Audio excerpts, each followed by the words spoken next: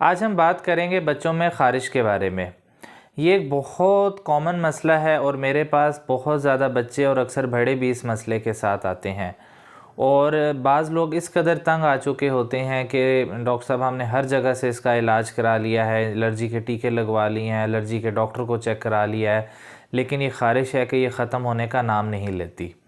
तो आइए इस बारे में आज हम डिटेल से बात करते हैं। मेरा नाम डॉक्टर ज़ीशान है और मैं चाइल्ड स्पेशलिस्ट हूँ। देखें, वैसे तो ख़ारिश की मुख्तलिफ़ वजूहात होती हैं, लेकिन जो बहुत ज़्यादा ये कॉमन चीज़ है और बच्चों में बहुत ज़्यादा देखी गई है, इसको हम स्केबीज़ कहते हैं। इसकी जो मेन अलामात होती हैं जिससे इसको पहचाना जा सकता है वो ये होती है कि सबसे इम्पॉर्टेंट चीज़ होती है कि ये जो ख़ारिश होती है वैसे तो सारा दिन हो सकती है, लेकिन रात के टाइम पे ये बहुत ज़्यादा ख़ारिश ज़्यादा होती है। रात के टाइम पे इतनी ज़्यादा ये रैश या ख़ारिश होती है कि बच्चा या बड़ा सो भी नहीं पाता और सारी रात वो ख़ारिश करता रहता है और बहुत ज़्यादा डिस्टर्ब हो जाता है। इसमें इम्पॉर्टेंट चीज़ ये होती है कि जब घर के किसी एक फ़र्द को ख़ारिश होती है तो उसके साथ घर के बाकी अफराद भी अफेक्टेड हो जाते हैं। जब भी आप उसे पूछें तो मदर को, फ़ादर को, बाकी बहन भाइयों को ये वाला मसला होता है। तो देखते हैं कि हम इसका किस तरह आसान इलाज कर सकते हैं। वैसे तो तमाम लोग किसी न किसी तरीके से इसका कुछ ना कुछ इलाज कर रहे होते हैं, लेकिन इसकी जो ट्रीटमेंट फेलियर है जिसकी वजह से इसका मुकम्मल इलाज नहीं हो पाता, वो इसका प्रॉपर इलाज ना करना है। इसका आज मैं आपको तफ़सील से बताऊंगा कि इसको आप कैसे ट्रीट करेंगे और ताकि ये मुकम्मल तौर पे आपके घर से ये निकल जाए। देखें, इसका सबसे इम्पॉर्टेंट पहली चीज़ तो ये बता दूं कि इसके लिए किसी किस्म की कोई इंजेक्शन लगाने की ज़रूरत नहीं होती। जो भी आप एलर्जी के इंजेक्शन लगाते हैं उसका सिर्फ़ और सिर्फ वक्ती तौर पे असर होता है। ये ऐसे ही है जैसे आप बुखार के लिए किसी को पैनाडोल की दवाई दे दें, इंजेक्शन लगा दें, उससे वक्ती तौर पे 4-5 घंटे के लिए तो बुखार उतर जाएगा, लेकिन उसके बाद दोबारा हो जाएगा, क्योंकि जब बुखार जिस वजह से हो रहे हैं आप उसका इलाज नहीं कर रहे।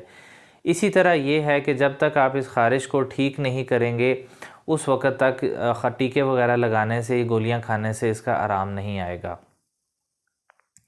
तो इसके लिए इलाज के लिए देखें, इसका लोशन मिलता है जो कि मुख्तलिफ़ नामों से मार्केट में आता है।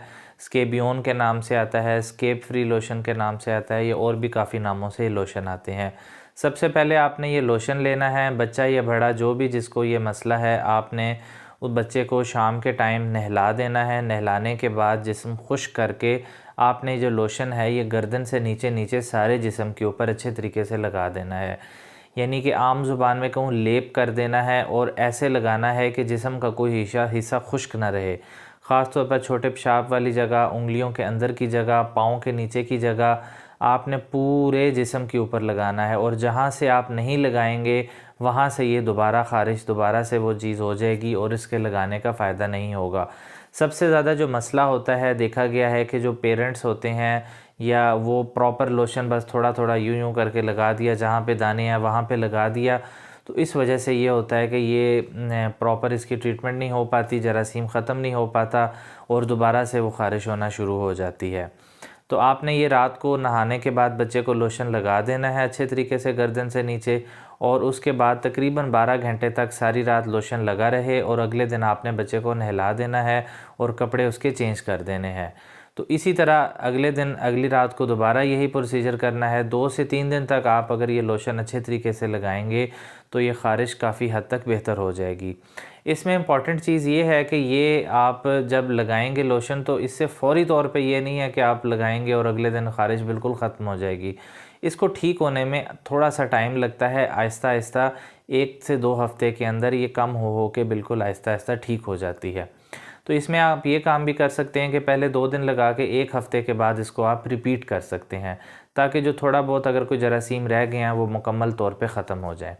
अगली इम्पॉर्टेंट चीज़ ये है कि घर में अगर किसी और फ़र्द को हल्की फुल्की अलामात आ रही हैं तो आपने डिनाइल में नहीं रहना कि मुझे तो कोई मसला नहीं है। आपने घर के बाकी अफराद को भी ये लोशन उसी तरह लगाना है, ताकि ये जो घर के अंदर ये जरासीम दाखिल हो चुका है ये मुकम्मल तौर पे निकल जाए। इसके साथ साथ आप जो नॉर्मल बेड शीट्स और कपड़े इस्तेमाल कर रहे हैं, ख़ास तौर पर तकियों का कवर, कंबल, चादरें, इनको अच्छे तरीके से आपने धो के डिटॉल के साथ और कपड़ों को अंदर से इस्त्री करके इनको आपने धूप लगवा लेनी है, ताकि अगर कपड़ों के साथ ये जरासीम लगा है उसका भी ख़ात्मा हो सके। तो ये देखें कुछ अलामात हैं इनका, कुछ ये चीज़ें हैं जो मैंने आपके सामने तफसील से बता दी हैं। इनका ख्याल रखेंगे तो इस बीमारी का इलाज हो सकता है, नहीं तो इंजेक्शन लगा के बाकी चीज़ें करके गोलियां खा के इसका किसी किस्म का कोई इलाज नहीं है। इसका यही इलाज है कि घर के तमाम अफराद को ट्रीट करें, लोशन अच्छे तरीके से लगाएं और घर के जो चादरें और वह सारी चीज़ें हैं उनको भी अच्छे तरीके से क्लीन कर लें। Thank you so much.